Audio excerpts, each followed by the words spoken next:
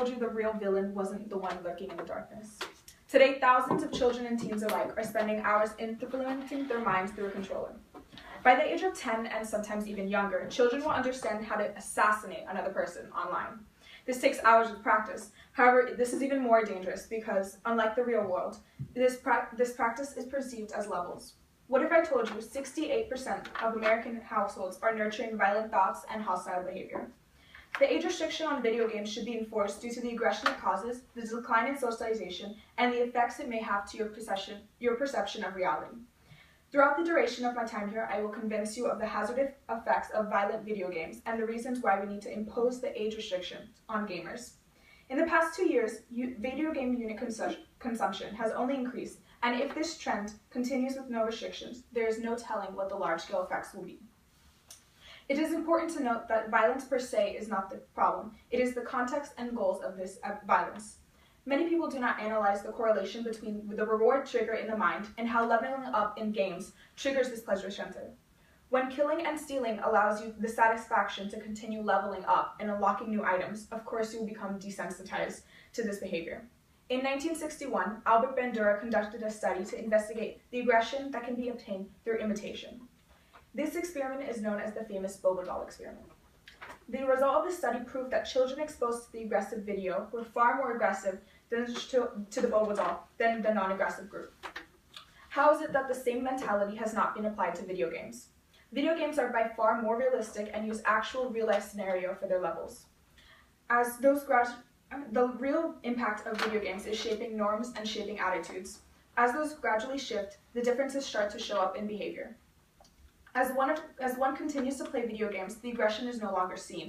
The individual becomes completely desensitized to the gore and the violence and the havoc that they are practiced to cause. According to the American Psychology Association, a study was conducted at a college campus that found that more students were reported in playing video games, also had more aggressive behavior and a decline in academic grades. If this caused an impact on college-level students, how are we allowing children in elementary and middle school to be playing these types of games? Socialization is a basic and fundamental human instinct. It is the first thing we attempt to do as we begin to find our place in the world. This integral part of society is being weakened and shaken by animated video games. Real people and real relationships are being replaced by avatars and hours of staring blankly at a computer screen. Nowadays, it is quite common to see that people will stay up all night playing their video games, waiting to reach the end level. This has become an accepted norm, but it has also allowed people to wander through their lives sleep-deprived and without continuous communication with others, consequently lacking social skills. We currently do not enforce the age suggestion on video games. However, this could be specifically implicated for younger children so they can develop more social skills instead of attack strategies. 1 hour of playing time soon turns to 2, 2 turns to 4, and 4 turns to 6. 6 hours of continuous video game playing can truly impact the life of a teenage boy.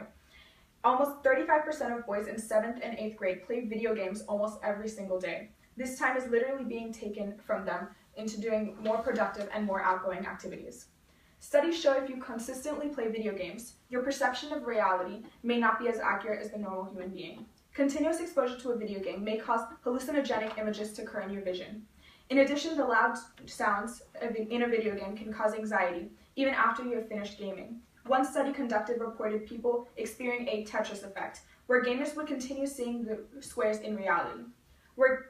After years of this training on your brain, the sight and patterns of noises, imagine what would be the long-term effects. If we regulated and enforced the age suggestion, we can decrease the number of years children would be exposed to this. There are always two sides of a controversial issue, and with that supporting reasons, but nevertheless, certain motives will always prevail. Some may argue that crimes in youth do not have a correlation with those who play video games. However, this point does not analyze the violent fights and bullying that has increased over the years.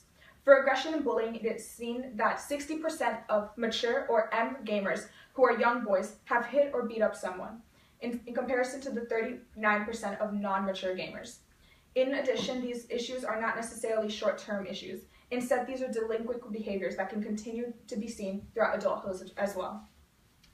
Another party may refute that the video game community grows and prospers with the addition of these young gamers, and enforcing an age restriction can eliminate this growth. Nonetheless, video game community is finding its young members at their own expense. There are plenty of gamers who are over 18 years old and that can contribute to the growth of the gaming community. In addition, these gamers can interact at video game conventions such as the Game Con or Video Gamers Unite conventions. The other worrisome features is that video games have access for gamers to chat with other gamers who are strangers. Through a username and a default picture, you really do not know who's behind the controller. Just as we tell our little ones to be careful with strangers and unknown chat rooms, the video game community should be no different. The ratings presented on video games may be considered safe enough to be distributed, although this is not the case. Many people do not even understand the rating system and what ages each rating applies to.